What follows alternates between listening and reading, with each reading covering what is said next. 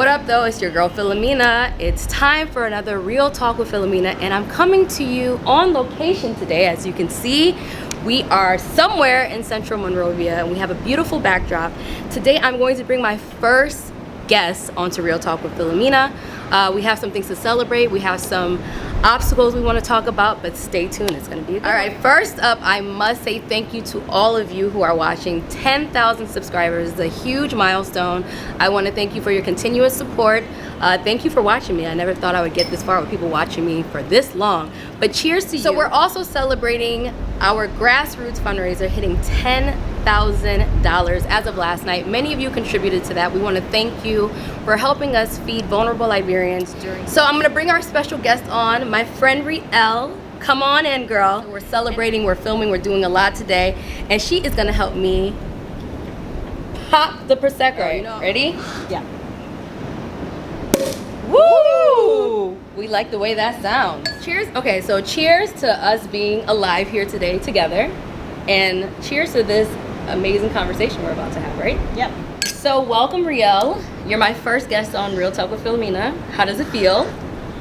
I feel very special because you have so many friends. So I didn't know I was this special, but she's very special, guys. So before you guys start, getting upset about coronavirus, we have both been quarantined. We've checked ourselves, so we can be in this close space, right? Yeah. Yeah. So don't be underneath there with your comments. I wear my mask outside, in the car, everywhere, and you guys should too. Tell the people a little bit about yourself, because you are a Liberian girl, but you've lived abroad and not in America. So I want to touch on the European experience a little bit. Yeah. I mean, I actually have lived in the U.S. as well, but I've lived in 10 different countries in Africa, so that's both East and West, and Europe and Asia, and also North America.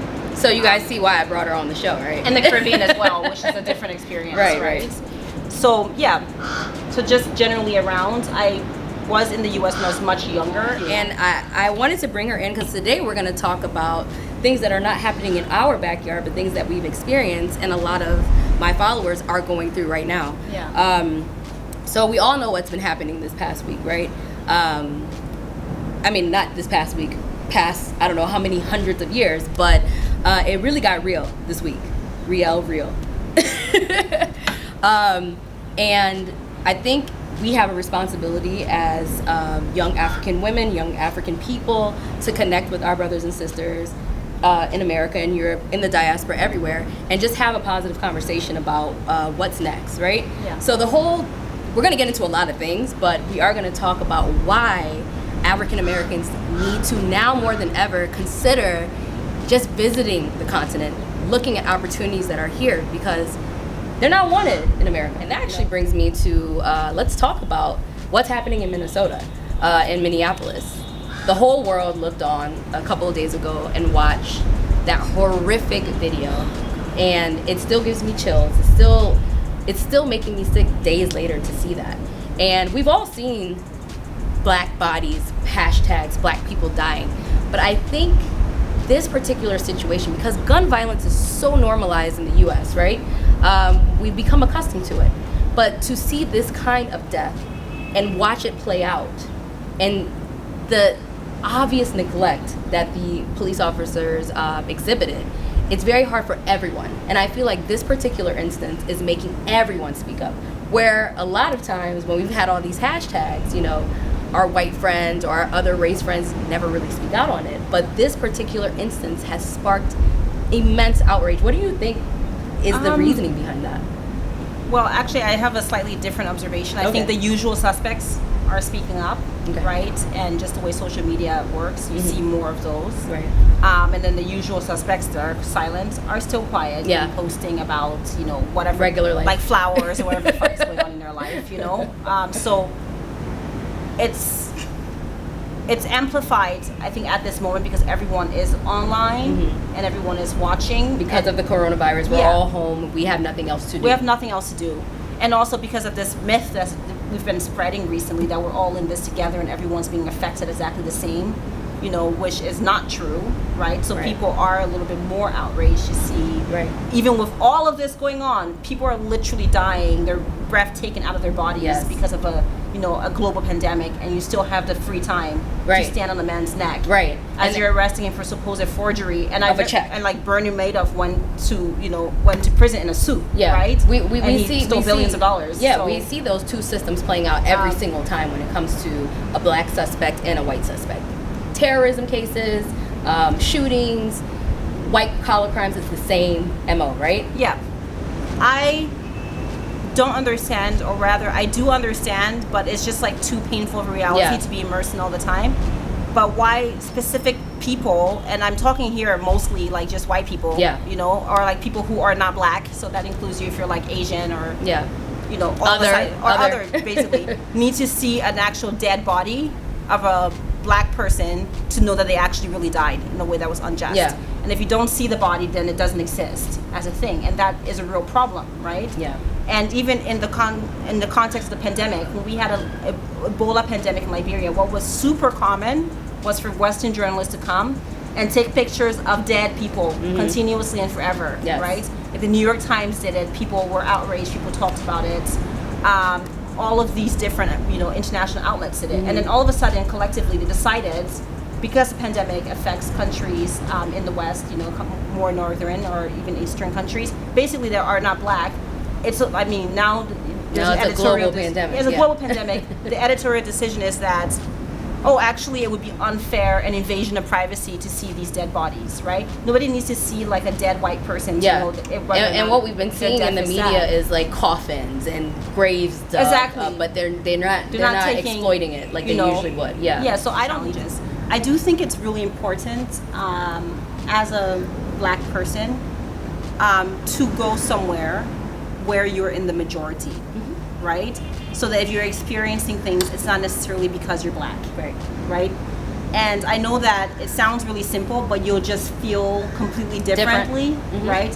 You will still experience, obviously, types of discrimination, people not understanding you, cultural clashes or whatever, but it will never be because you're black, right? And the visual piece of being black, it does not matter. Like you just innately being yourself won't be it. People will have stereotypes based on nationalities, etc., but it just will never be because of that. And it's so important, I feel, for my cousins, my literal cousins are American. My cousins who are American, I always tell them, you need to be somewhere where you're not in the minority, where you have examples around you. Like if somebody, the CEO of the banks, all the banks are black, right? Because that's just how it is. Right, the president's black, everybody's black, and also the beggar's black, and the guy who's going to rob you is going to be black too. But but it's an ecosystem of blackness. It's an ecosystem of blackness, and there are no specific associations with what blackness really means. So as a result of it, we tend not to think about it as much, and that really frees up space in your mind to think about other things. It opens other compartments of your mind to start fishing into things that you would never have thought about before, because you had that big weight and burden off your shoulders of just being black. And it gives you a different perspective, right? Which is what I think, just generally speaking, one of the privileges of being like African is that whenever I go to a country that I'm not from, which is a lot, in the West somewhere or even in the East, it's fine. Like people have their opinions about what they think black people are, but I'm not from there, and I know I always have the option to leave and go somewhere else, right? I'm like, I can't wait till I go home. I always say living in America or like living in Europe is like visiting your friend and just staying a little bit too long. Like even if they don't say anything to you, they're just kind of like, hey, so man, when are you leaving? When are you leaving, right? And I understand that's like an immense privilege, and obviously it's not one that African American people necessarily have. I mean, you can leave and go somewhere else, but you're not going to feel at home there necessarily, because at the end of the day, you are American. But the benefit of doing that, for me anyways, is perspective. It's just to have a perspective and to just have peace of mind, even just for a little bit. So it's not only a ploy to get you to Liberia, it's a ploy to have people open their eyes to the continent. ECOWAS, East Africa, South Africa, there's so many regions, and I feel each region of Africa has their own style, right? Very different. Very different. But I think just letting people know, back to your point, that once you free up your mind of not having that baggage of being black, I think it opens a huge opportunity for you can breathe, basically. So thank you, Riel, for joining me. I think you have given such a bright perspective, with your you're living around the world, your travels. She's well educated. She's well versed on so many things. What is the last what would you like to leave the viewers with? Like, what's the last thought that you would like to gather from this whole thing? The last thought that I would like to leave the viewers with, since you're watching Roida's beautiful channel, it probably means you're already interested in the continent. You're interested in issues that affect, people of color, specifically Black people. And I would like to say that if we don't work together, nothing will ever happen, right? I know that, you're American, and American individualism is a beautiful thing in some respects, but I like our culture and the idea of everyone being responsible for each other. Right. And I think just generally speaking, the diaspora and also the continent as a whole, if we could really come together and really think about solving our problems in ways that we can realize our dreams without necessarily being dependent on others to see our value. Exactly. That would be a wonderful thing. Yeah. And just to touch on that, though, coming together is so important. Over the last year or so, I've gotten to know so many African, Pan-African YouTubers, and I've been a guest on the African Diaspora Network a few times with Phil. And he is one of the people, and I am one of the people, and all of us are trying to bridge that gap between African Americans and Africans, because there's been underlying conversation for years that there's a group of Africans that don't that look down on African Americans and vice versa. So I think that is a big part of the puzzle, that we cannot fight each other when we have all of the rest of the world, the West, against us. We need to come together as Black people, African Americans. We just all need to end those beefs, end those ties, and come together, like you said. I think that's the first step. Let's take out the lines of division that have been drawn. So hopefully you all learned a little bit today, and I know you guys just love my guests. Let me know if you like this video. If you have questions, comments, I'm gonna make sure that she pays attention too, so she can ask or answer all of your questions. Thank you for joining us, Riel. Thank you. Yeah, thank you so much for having me. I love your channel. I love that it shows all the positive things about Liberia. Yes. Because I'm in the thick of it, girl. Sometimes I need to look at the video and see what's going on. Yeah, we have to. Sometimes we need a little bit of break. When I'm complaining, I'm like, let me escape into into your videos. And we want to send our love and our prayers to all of our African American brothers and sisters, our African brothers and sisters that are in America right now. We want to say, fight the power. Keep it going in Minneapolis. We like this change. I'm gonna make Riel listen to NWA, Public Enemy, all afternoon, because I'm on my Black Panther. We on this movement right now. I missed rap in the 90s. I was too busy in Italy or something. Exactly. So I'm gonna give her a little 90s, but at least education this afternoon. But thank you again for joining us. Subscribe, like, share. Let's stay in touch, and everyone, stay safe.